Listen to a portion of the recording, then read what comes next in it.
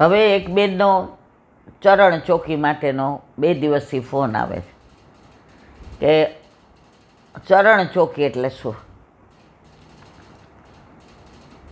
એટલે મેં એને કીધું હું સત્સંગમાં કહીશ, કારણ કે રોજ બધાને એક એકને જવાબ દઉં હજી મારામાં એટલી બધી ત્રેવડ નથી. અને આમે હું બહુ બોલું છું ને પછી મારું મોઢું આવી જાય છે અને કાનમાં તો ખબર ને એવી ધાક પડી છે, મને 50% જ સંભળાય છે.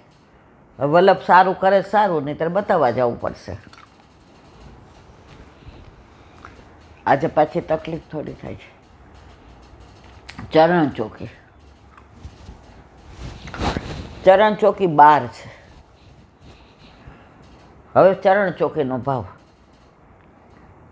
આપણે બધા જાણીએ છીએ કે આ શ્રીજી બાવાજી અત્યારે નાથ દ્વારમાં બિરાજે છે. એ પેલા જતીપુરામાં ગિરાજી ઉપર બિરાજતા હતા. હવે બધા જાણો છો કે અજબ કુંવરીબાઈ ને નાથદ્વારામાં સિંહાડ, અત્યારે નાથદ્વારા ત્યારનું સિંહાડ, એ ઉદયપુરના રાજાની દીકરી હતા ને મીરાબાઈના નણંદ હતા. એની સાથે રોજ ચોપાટ ખેલવા પધારે. હવે પાછા પધારે એ અજબ કુંવરીને ગમે નહીં. એકવાર પકડી લીધા, હવે નહીં જવા દો, અહીંયા જ બિરાજો. એ કે અજબ સાંભળ, જ્યાં સુધી કાકાજી ભૂતલ પર બિરાજે છે ને ત્યાં સુધી હું અહીંયા ના આવી શકું. તો કે ત્યાં તો હું તો 200 વર્ષની થઈ જાઉં. એ કે તું જેટલા વર્ષની થાય છે એટલા વર્ષની, જ્યાં સુધી હું અહીંયા નહીં બિરાજું ત્યાં સુધી તને કાંઈ નહીં થાય. આ મારું વચન શ્રીજી બાવાએ. હવે નાથદ્વારામાં આ વચન આપી અને જતીપુરા એટલે કે ગોપાલપુર પધાર્યા. હવે ગુસાઈજી એ લીલા વિસ્તારી, પછી એમના અને એમના ગોવિંદરાયજી. હવે યવનનો ત્રાસ ઔરંગઝેબનું આપણે બધા જાણીએ છીએ, આપણે ભણી ગયા. બધા મંદિરો તોડી નાખવાના અને મૂર્તિઓને ફેંકી દેવાની અને બધો ખજાનો લૂંટવાનો. હવે સમાચાર આવ્યા કે અહીંયા આવે છે. પૂછ્યું, બાવા અબ મોકો લે ચલો, પણ શરત એ જ મારા વ્રજવાસીઓ મને ગાળો ન આપે ને ત્યાં સુધી ના જાઓ. મેં વલ્લભને વચન આપ્યું છે કે જ્યારે મારા વ્રજવાસી ગાળો આપશે ને ત્યારે અહીંથી ઉઠીશ, એ પહેલાં ઉઠીશ. હવે ઔરંગઝેબ બધી બાજુથી ને મંદિરો તોડતો અને આ કરતો આવ્યો. હવે બધા સમજી ગયા કે હવે આપણો વારો છે, એટલે બધા શ્રીજી બાવાને ગાળો દેવાના. તો કોઈ શરમ નહીં આવે? બેઠ ગયા હે यूं, हमारी तो देख, तू है तो हमें पर हमला करेगा, उठ यहाँ से, निकल बार. શ્રીજી બાવા કે આજ્ઞા મળી ગઈ, હવે કાંઈ વાંધો નહીં. ત્યાંથી ને તિલકાયત પધરાવી અને આગ્રા આવ્યા. પેલી ચરણ ચોકી આગ્રા, મથુરામાંય છે, આગ્રા પધાર્યા. ત્યાં છાના મના રહ્યા, અન્નકૂટે આરોગ્ય અને નવનીત પ્રિયાજીને ગોકુળથી પધરાવ્યા. હવે 2 વર્ષ 11 મહિના ને કંઈક 7 દિવસે નાથદ્વારા પધાર્યા. ત્યાં સુધી રસ્તામાં જ્યાં જ્યાં શ્રીજી બાવાએ વિશ્રામ કર્યો, ક્યાંય 15 દી, ક્યાંય મહિનો, ક્યાંય 2 મહિના, ક્યાંય 6 મહિના, એ રસ્તાની જે મુસાફરીમાં જે વિશ્રામ કરી અને અજબ કુંવરીનું વચન સિદ્ધ કરવા, સાચું કરવા નાથદ્વારામાં બિચાર્યા. એ જ્યાં જ્યાં બિરાઈ જાય એને કહેવાય ચરણ ચોકી. આગ્રાની, મથુરાની,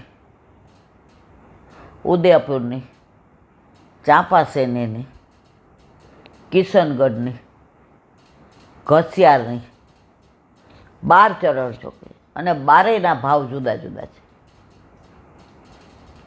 એ એકવાર આપણે હવે એ વિષય લેશું. 12 ચરણ ચોકીનો ભાવના કહેશું. આપણે લગભગ બધી થઈ ગઈ છે, 2-3 બાકી છે. કોટાએ આપણે જઈ આવ્યા, આગ્રાએ જઈ આવ્યા, ચાંપાસેની જઈ આવ્યા, કિશનગઢે જઈ આવ્યા, ઉદયપુરે જઈ આવ્યા. લગભગ થઈ ગઈ છે, 1-2 બાકી છે. હમણાં જ કોઈ વૈષ્ણવ આવ્યા હતા, એ મને કહેતા હતા, ઈલાબેન વ્રજમાં જાઓ છો ને, હવે એકવાર 12 ચરણ ચોકી હાલો ને જાય. મેં તો વારા વાલા જુઓ ને, આ તબિયત લથડી છે, આ 2 હાથ તો આમ થતા જ નથી, દુખાવો એટલો શરીરમાં. પણ જેને વિઠ્ઠલનાથ વિચારે રે, એને ચારે પદાર્થ ચારે રે, એની કૃપા થઈ જાય, તબિયત સરસ થઈ જાય. તો ચરણ ચોકી જઈએ અને તમને બધાને હારે લઈને જઈએ. વ્યવસ્થા તો કરવાવાળા છે આપણી પાસે. ડાયરેક્ટ તમારે એ લોકો હારે બધું કરી લેવાનું, કારણ કે આ બધામાં હું પડતી નથી. જ્યાં પૈસાની વાત આવે ને, ત્યાં ભૂલમાં સ્પર્શ થઈ જાય ને. ગિરધરજી શ્રીજી બાબાને દર્શન કરતા હતા અને કોઈ ખણખણતો રૂપિયો નાખ્યો, રડતો રડતો એમના પગ પાસે આવ્યો. તો એમણે લઈ લીધો કે કાકાજી ક્યાં પધરાવું? એ કે પહેલાં તું પેટીએમ પધરાવી ને, કપડાં હોતો ના આવ્યો, તું દેવદ્રવ્યને અડી ગયો છે. તો ગિરધરજીને ગુસાઈજી આવું કહેતા હોય દેવદ્રવ્ય માટે, તો વૈષ્ણવનું દ્રવ્ય મારાથી તો અડાય નહીં, સ્પર્શય ન થાય. અને ભૂલમાં ક્યાંક રૂપિયો આવી ગયો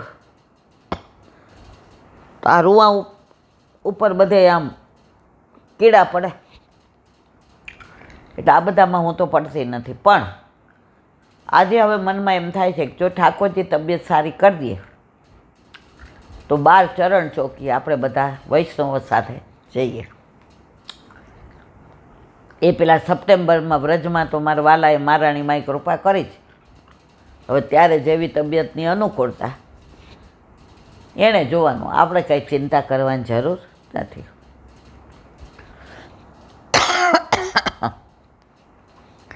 આપણે ખબર છે આગ્રા ગયા હતા, આવું કેવું ઉધરસ,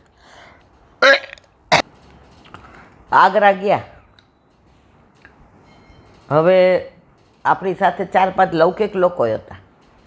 એ કે અમે તાજમહેલ જોઈને પછી ચરણ ચોકે આવીએ. જેની જેવી ઈચ્છા, દરેક પોતાના મનના ધણી, કોઈ ના પડાય નહીં. આપણે કેટલા 15 હતા કે 20 હતા ને, 15-20 હતા. ટેમ્પો ટ્રાવેલ્સ કે કાંઈક કર્યું હતું ને. હવે આપણને નહીં મળે નહીં, એ લોકોને ત્યાં ઉતાર્યા અને ગરમી આવી કે મારું કામ. એ લોકો સમજી ગયા કે મરી ગયા, આવી ગરમીમાં તાજમહેલ જોવા જશું તો મરી જશું. અડધેથી આવી ગયા પાછા મોબાઈલમાં કે અમે આવીએ છીએ, ઊભા રહ્યો, આવી જાઓ. કાં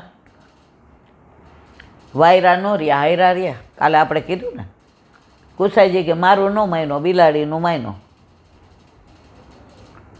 હવે બધાને પૂછીએ કે ચરણ ચોકી ક્યાં, કોઈ બતાવે જ નહીં. અડધો કલાક, પોણો કલાક ફર્યા. હવે કે સારું કરવું શું? ત્યાં એક ભાઈને ગળામાં કંઠી જોઈ એટલે નીચે ઉતરી. મેં કીધું ભાઈ ચરણ ચોકી હાલો. એ કે એની બાજુમાં જ રહું છું. મેં બેસી જાઉં. બેસી ગયા. 7 મિનિટમાં ચરણ ચોકી આવી ગયા. ન્યા જ ફરતા હતા. એવી જગ્યાએ છે સાંકડામાં, ગાડી જવા ન દે. હવે ટેમ્પો ટ્રાવેલ્સ, એ ભાઈ લોકલ હતા ને એને બધા ઓળખતા હતા. છેક ચરણ ચોકી સુધી ગાડી લઈ આવ્યા. તડકામાં આટલું હાલવું ન પડ્યો. પણ પરાકાષ્ઠા એ આવી મારા વાલા.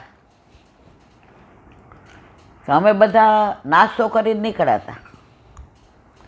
એટલે અહીંયા કીધું પ્રસાદ અહીંયા લેશું, પણ ફોન નંબર નહોતો.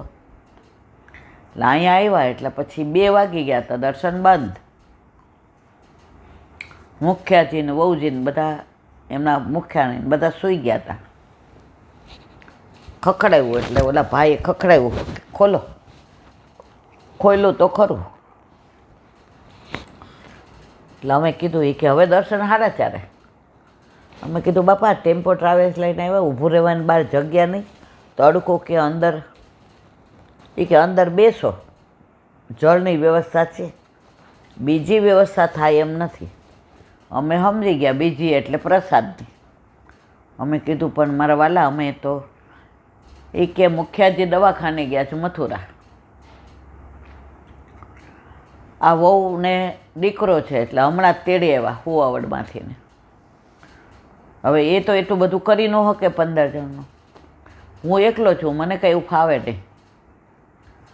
તમારે બહારથી કાંઈ જોઈતું એટલે લઈ આવો. મેં કીધું બહારથી તો આજે દર્શન કરવા આવ્યા છીએ, બધાય ના પાડે. પરાકાષ્ઠા ક્યાં મથુરાથી આવ્યા હતા, મથુરા જવું એટલે અમે નાસ્તો કંઈ લાવ્યા જ નહોતા. સવારના બધાય હવે એમાં 2-4 જણને તો ડાયાબિટીસ. મોટો હોલ થયો સરસ, આપણે ખબર છે સૂતા હતા બધા આડા પડ્યા, પણ બધાને પેટમાં એમાં ઓલા ડાયાબિટીસવાળાને તો કેવી તકલીફ થાય બિચારાને. મને કે ઈલાબેન કાંઈક લાવવું તો પડશે. મેં તો ચલો પૂછી જો. એટલે બહાર નીકળી એટલે ઓલા મુખિયાજીને દીકરાને વહુ ઓલો એનો દીકરો જાગી ગયો હતો એટલે લઈને બહાર. મેં લાવો ને લાડ્યાને હું રાખું બેન ભાભી. 10 વર્ષ થયા હશે નહીં આ વાત નહીં કે 7-8 વર્ષ. તમે એક ભેળી બનાવી દો ને ભેળી.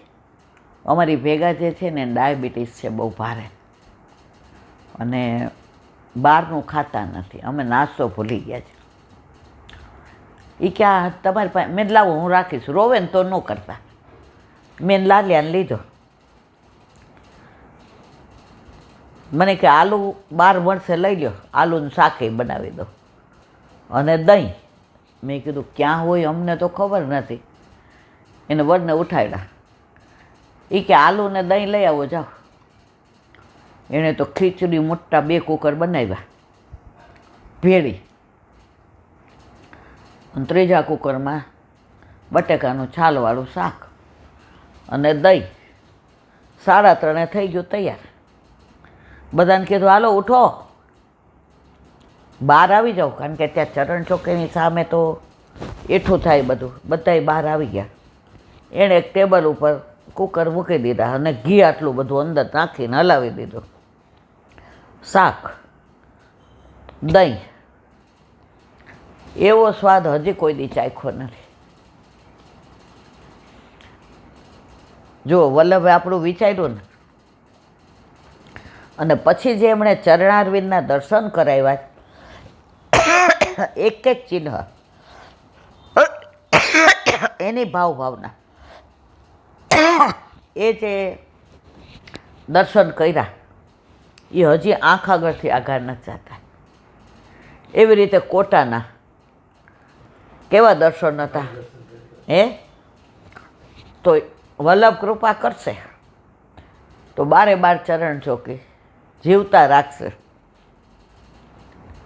તો બધા વૈષ્ણવની સાથે 2-3 બસ કરી અને બધે ચરણ ચોકી મનોરથ કરવું આપણું કામ, પૂરા કરવા એનું કામ.